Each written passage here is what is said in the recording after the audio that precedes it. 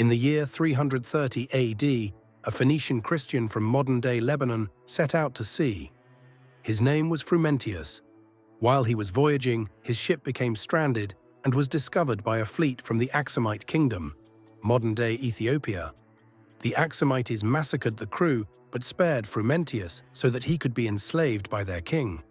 King Ezana of the Aksumite kingdom grew a liking to the young slave, who, with his practical knowledge of the Greek language, was chosen to be the tutor to the king's heir.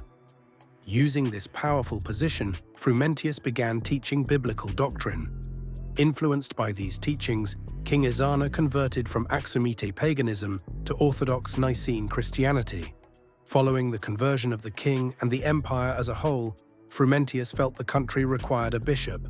Just as Rome had its Bishop of Rome and Jerusalem had its Bishop of Jerusalem, Frumentius believed the Ethiopians needed orthodox guidance from a capable man.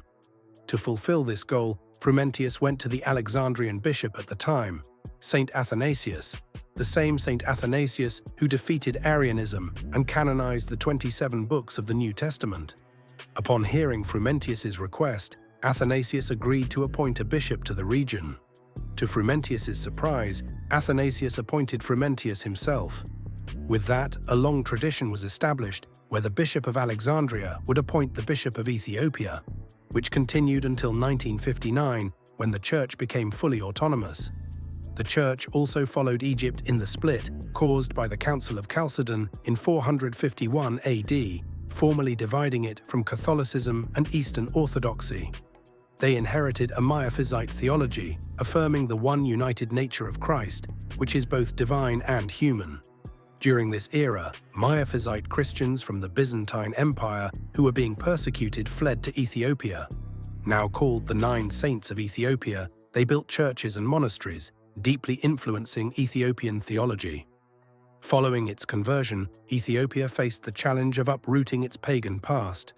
Many famous saints emerged from these struggles, such as Saint Tekle Haymanot. However, once it moved past its pagan history, other external forces threatened its Christian identity, most notably the multiple sultanates backed by the Ottomans. In the 15th century, the Adal Sultanate massacred thousands of Christians and martyred thousands of priests, ordering them to be eaten by hyenas.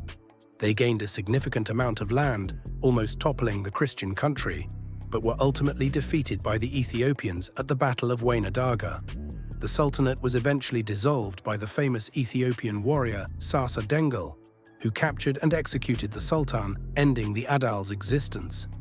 Finally, in the 19th century, the Ottoman-backed Khedivate of Egypt tried to invade Ethiopian land, but was decisively defeated by Johannes IV at the Battle of Gura. This defended Ethiopia against Muslim expansionism, and that is how Ethiopia became and remained Orthodox.